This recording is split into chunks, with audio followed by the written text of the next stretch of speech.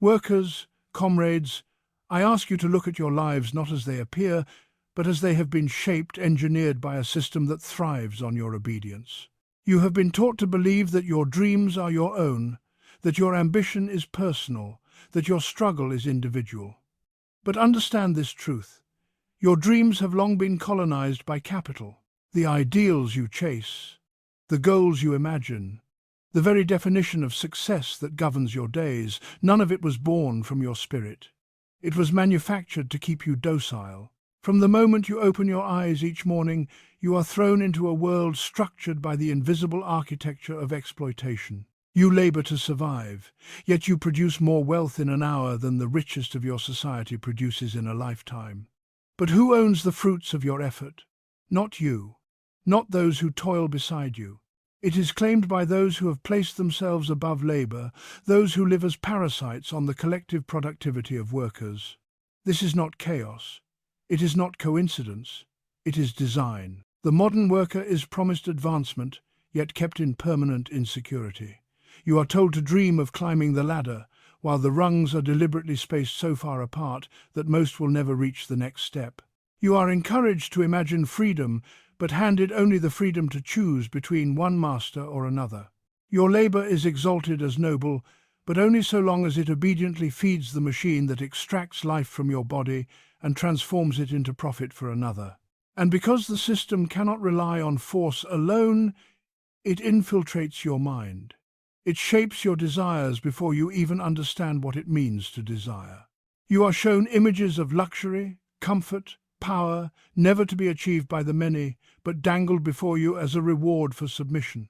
This is how capital manipulates, not simply through wages and markets, but through the colonization of consciousness. It convinces you to blame yourself for your poverty, your exhaustion, your fears about tomorrow. It convinces you to see failure in your reflection instead of in the system that engineered your struggle. It convinces you that the wealth created collectively is the private property of a few because they took risks, because they innovated, because they deserve it. But hear this with clarity. They deserve nothing that you make, nothing. Every palace is built on a worker's back. Every machine is useless without the hands that operate it. Every empire collapses the moment labor refuses to sustain it. The antagonism between classes is not a misunderstanding, it is the very engine of this social order. The ruling class survives only by ensuring the working class remains divided, exhausted, and isolated. They pit worker against worker, industry against industry, nation against nation. They convince you that your struggle is separate from the struggle of others, yet all oppression originates from the same source, the private ownership of the means of production. And so I ask you, how long will you allow your dreams to be shaped by the enemy? How long will you measure your worth by the very standards created to keep you powerless? How long will you accept a world where a few hoard the wealth you produce while you bargain for the right to live? The time has come to reclaim your dreams not as fantasies of individual escape, but as weapons of collective liberation. Let your aspirations no longer mirror the illusions of capital, but emerge from the reality of your power as workers, as creators, as the foundation of all social wealth. Understand your enemy. Capital is not a thing, it is a social relation. It exists only because workers accept conditions they have the power to overturn. Its strength lies in your belief that it cannot be defeated. Its dominance depends entirely on your submission. But history teaches us otherwise.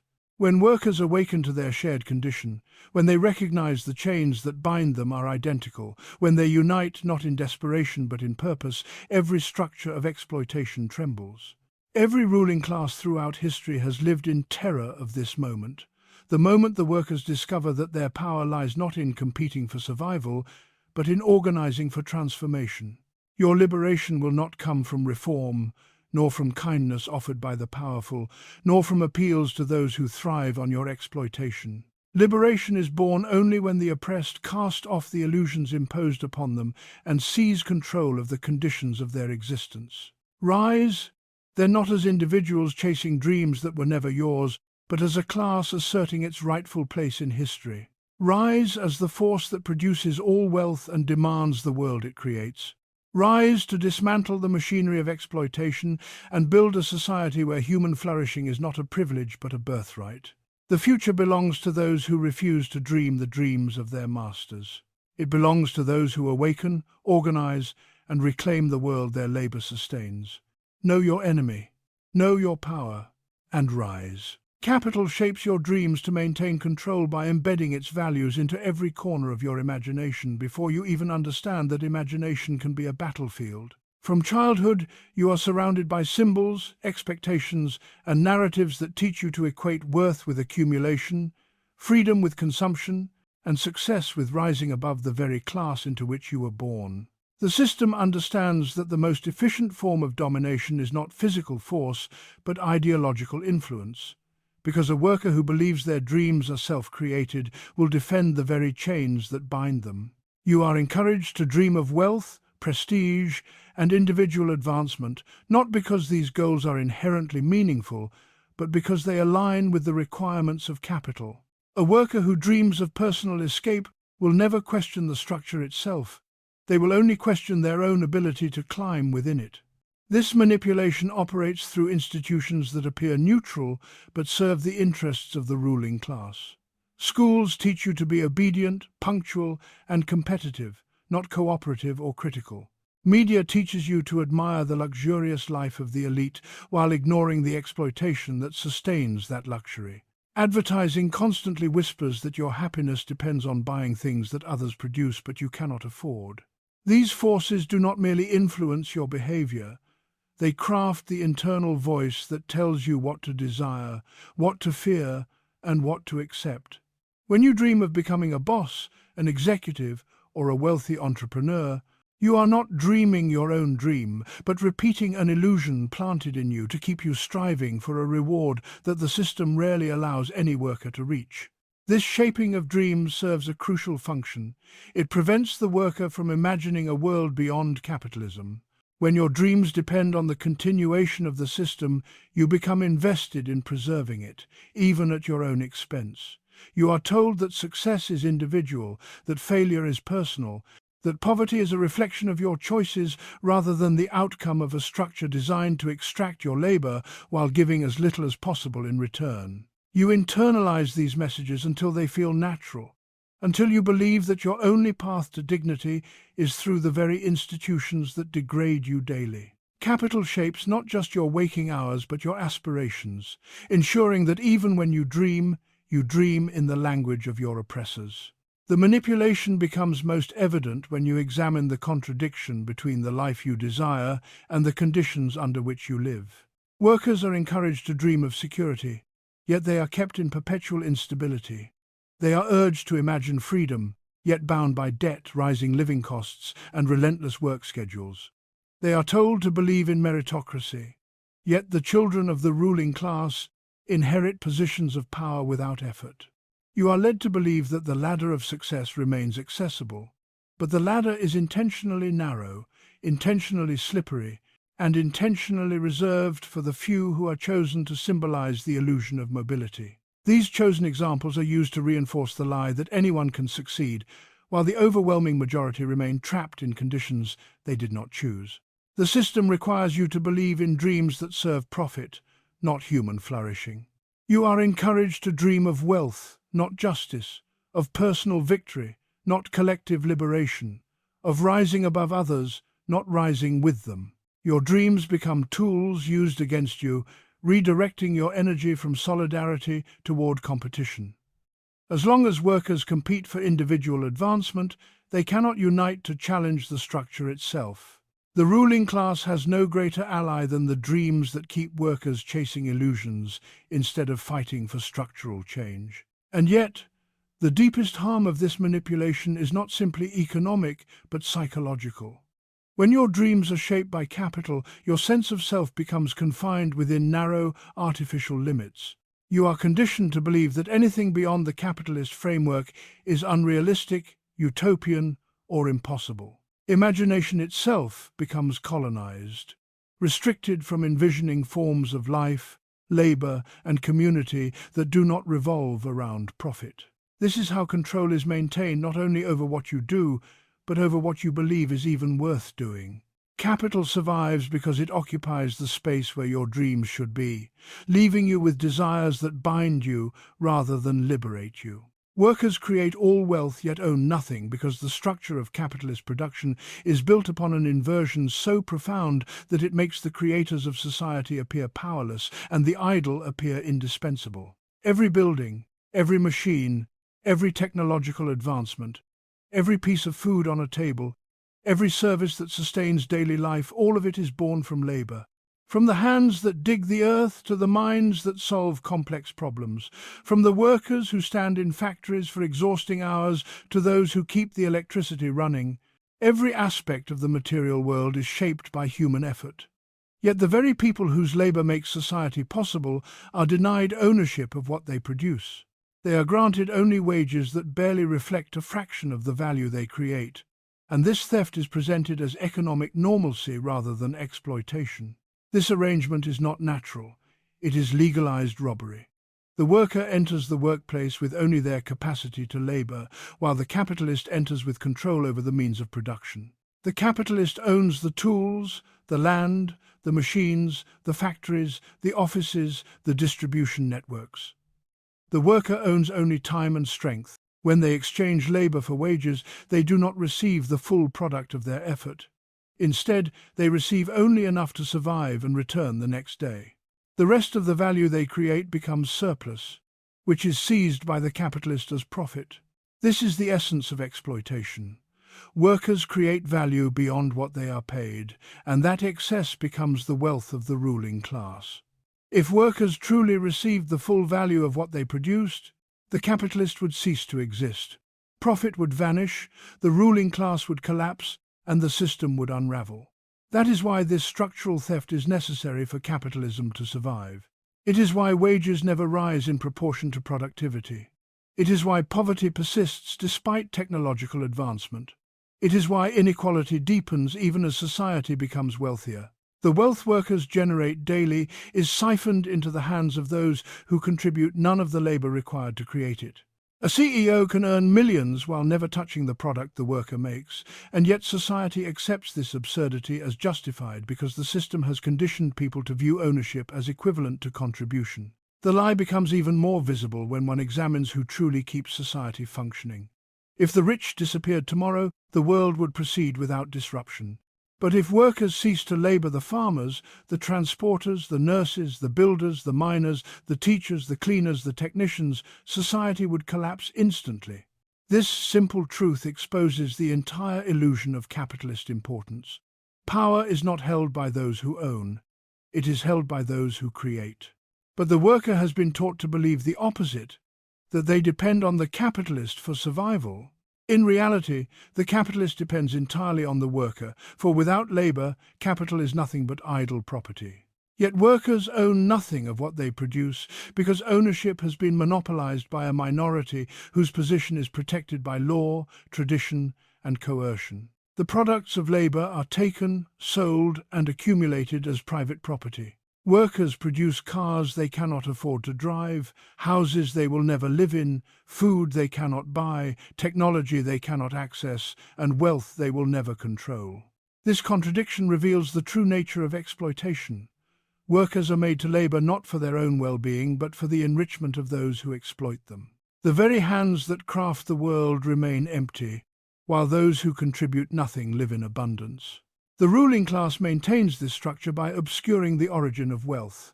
They attribute their fortunes to intelligence, innovation, or entrepreneurial spirit. They claim risk as the justification for profit. But the true risk is carried by the worker, who faces unemployment, hunger, instability, and exhaustion. The capitalist risks only capital, which itself is accumulated past labor stolen from generations of workers. They invest nothing they have earned through personal effort, yet they claim ownership over everything workers produce. Workers own nothing because the system is designed to isolate them from the collective power of their labor. Each worker sees only their individual struggle, not the vast network of labor that sustains society. But when they recognize that every product, every service, every advancement is the result of collective effort, they begin to understand their true power. The wealth of the world belongs not to the minority who appropriate it, but to the majority who create it. The moment workers grasp that truth, the illusion of capitalist dominance begins to crumble. Capitalism manipulates consciousness, not just labor, because controlling the mind is far more efficient than controlling the body. When a system succeeds in shaping how people think, what they desire, and what they believe to be possible, it no longer needs chains or whips to maintain order. It produces willing participants who defend the very structures that exploit them. The manipulation of consciousness is the hidden machinery of capitalism, operating quietly beneath the surface of daily life, influencing workers long before they enter a workplace and long after they leave it. Through education, media, culture, and even the language used to describe society, the system implants ideas that appear natural but are designed to protect the dominance of capital over labor. From the earliest stages of life, people are taught to accept competition as an unquestionable truth, as if humans are born to struggle against one another rather than cooperate. Schools reward obedience, discipline, and conformity while presenting authority as neutral and unquestionable. Children are told to dream big, but are guided toward dreams that fit neatly within capitalist expectations, prestigious careers, individual wealth, upward mobility. No one is encouraged to dream of collective liberation, equality, or a world free from exploitation. These possibilities are either ignored or portrayed as unrealistic. Capitalism manipulates the imagination by restricting it, making anything outside of its logic seem impractical or utopian. Media reinforces this ideological shaping by presenting a narrow range of acceptable beliefs. The rich are celebrated as heroes, innovators, and visionaries, while workers are rarely acknowledged except as tools of production. Stories glorifying wealth, power, and individual achievement saturate screens, teaching viewers to admire those who profit from exploitation while ignoring the labor that makes that profit possible. News outlets, owned by the ruling class, shape public opinion in ways that divert attention from systemic injustice. Economic crises are blamed on individual irresponsibility rather than structural flaws. Poverty is portrayed as personal failure rather than the predictable outcome of a system that requires inequality to function. Advertising further entrenches capitalist ideology by linking happiness to consumption.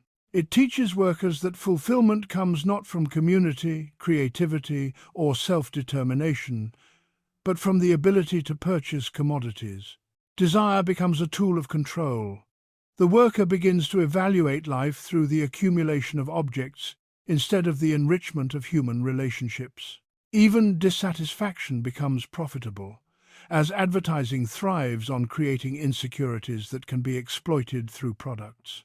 Capitalism manipulates consciousness by transforming people into consumers whose identities are defined by what they buy rather than who they are. This manipulation extends into the political sphere, where workers are taught to view society through the lens of individual responsibility rather than class struggle. They are encouraged to believe that success results solely from hard work, ignoring the structural barriers intentionally placed in the path of the majority. The ideology of meritocracy convinces workers to blame themselves for conditions created by the ruling class, thus shifting anger away from the system and toward the individual. This internalized blame is one of the system's most powerful weapons, because a worker who sees themselves as the source of their suffering will never challenge the true source of their oppression. Capitalism also manipulates consciousness by shaping language itself.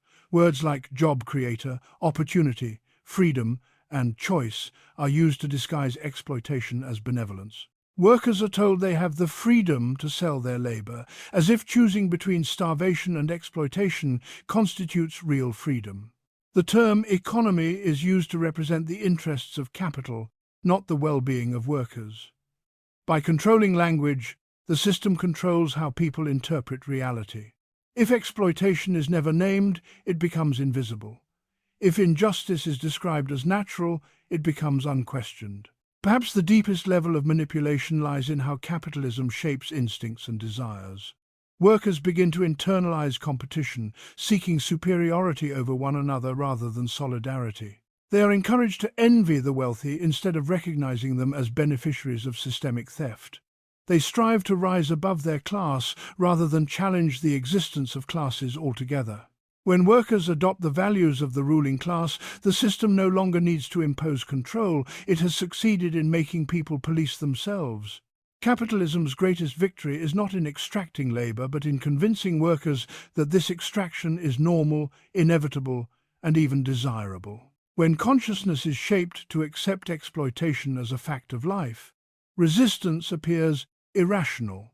But when workers begin to unmask the ideological forces that shape their thoughts, they reclaim the ability to imagine alternatives. The struggle for liberation begins not only in the factory or the field, but in the mind, where the battle over dreams, desires, and beliefs determines the future of the working class. Class struggle is the engine of society because every era of human history is shaped not by harmony, but by the collision of opposing interests. At the foundation of every social order, behind every institution, law, and cultural norm, lies a conflict between those who produce the wealth of society and those who appropriate it. This struggle is not an accident or a temporary imbalance. It is the driving force that propels societies forward, reshaping economic structures and transforming social relations. The division between classes emerges the moment one group gains control over the means by which life is sustained. From that point on, history becomes a record of domination on one side and resistance on the other. The ruling class seeks to preserve its power, while the oppressed class seeks to break the conditions of exploitation imposed upon it. Their clash generates the movement of history itself. This conflict manifests in countless forms, sometimes open and violent, sometimes hidden beneath the surface of daily life. The worker who labors for wages is in constant struggle with the capitalist who seeks to extract maximum profit from that labor. Every demand for higher wages, shorter hours, safer working conditions, and dignity in the workplace is part of this struggle. Every attempt by the ruling class to reduce labor costs, suppress unions, automate jobs, or outsource production is likewise part of the struggle. The two sides cannot be reconciled because their interests are fundamentally opposed. The worker seeks to live, while the capitalist seeks to accumulate. The worker seeks security, while the capitalist depends on insecurity to keep wages low and profits high. The worker seeks community, while the capitalist relies on competition to fragment solidarity. These opposing interests ensure that class conflict remains embedded in every aspect of society. The ruling class understands this antagonism deeply, even if workers are often discouraged from recognizing it. Through state power, they craft laws that protect private property and criminalize resistance. Through media and ideology, they portray themselves as benevolent leaders, innovators, and job creators, masking the reality that their wealth depends entirely on the labor of others. They create narratives that portray class divisions as natural, justified, or even beneficial. They insist that society is united by common national interests, hoping workers will forget the gulf between those who labor and those who profit. But beneath the surface of these narratives lies the same reality that has shaped every epoch: the systematic extraction of value from one class to enrich another. Class struggle is not confined to the workplace. It permeates all areas of life. Housing, education, healthcare, and access to basic necessities all become battlegrounds where the interests of the working class and the ruling class collide. When rents rise, when public services are gutted, when wages stagnate while the cost of living increases, these are not isolated failures but deliberate strategies to transfer wealth upward. The ruling class uses crises, economic, political, or social, to consolidate power, while workers bear the burden of instability. Even culture is shaped by struggle, as the ruling class promotes values that encourage passivity, individualism, and acceptance of hierarchy. Throughout history, every major transformation has occurred not because rulers graciously offered reforms, but because the oppressed forced change through collective action. Feudalism collapsed under the pressure of rising classes that refused to remain subservient. Absolute monarchies fell when their subjects refused obedience. The modern working class, created by capitalism itself, inherits this historical responsibility. As long as private ownership of the means of production exists, class struggle will continue because exploitation is inseparable from capitalism. The system depends on extracting surplus value, and surplus value can only be extracted by subordinating workers to the interests of capital. Thus, the struggle persists not because workers seek conflict, but because their very survival depends on resisting exploitation. What makes class struggle the engine of society is that it exposes the contradictions of the system and forces change. The more capitalism expands, the more it concentrates wealth and power in the hands of a minority. Yet this concentration produces its own opposition as workers become aware of their shared conditions and recognize their collective strength. The system creates the class that will ultimately dismantle it. Workers discover that while each is individually powerless against capital, together they hold the power to halt production, disrupt profits, and reshape social relations. The moment workers understand that their unity is more powerful than the wealth of the ruling class, the historical balance shifts. Class struggle is not a distant theory, but the daily reality that governs the lives of millions. It is present in every injustice, every inequality, every moment of exploitation. It continues whether acknowledged or not. And through this struggle, society moves forward, propelled by the determination of those who refuse to accept a world built on their subordination. True liberation requires collective action, not individual escape, because no matter how far one person climbs, the structure that produces exploitation remains untouched. Capitalism thrives by convincing individuals that their personal advancement is equivalent to freedom, that if they work hard enough, compete fiercely enough, or conform closely enough to the demands of the system, they can liberate themselves from the hardships that define working-class life. But individual success within an oppressive system does not dismantle that oppression. It only reinforces the illusion that liberation is a personal achievement rather than a collective necessity. When one worker manages to escape poverty or rise above their class position, the system presents this as proof that exploitation is fair, optional, or avoidable. In reality, the prosperity of a few is made possible by the labor of the many, and the suffering of millions is not alleviated simply because a handful manage to climb out of it. Individual escape is built into capitalism as a protective mechanism. By offering the possibility, however slim, of rising above one's conditions, the system keeps workers invested in maintaining it.